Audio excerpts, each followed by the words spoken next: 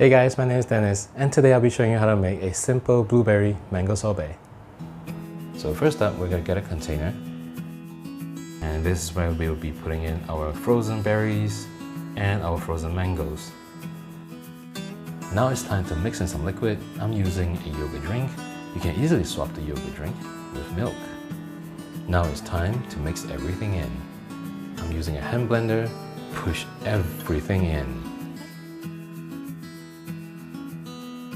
For a little bit of sweetness, I'm going to be adding in some organic stevia. You can also replace that with honey. Blend a little while longer, and when you see the right consistency, it's time to pour it out.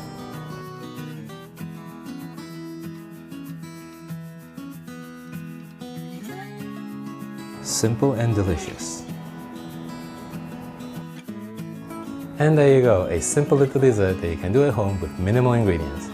If you like the video, please click the like and subscribe button below, and I'll come back to you with another simple recipe. My name is Denis, and I'll see you soon.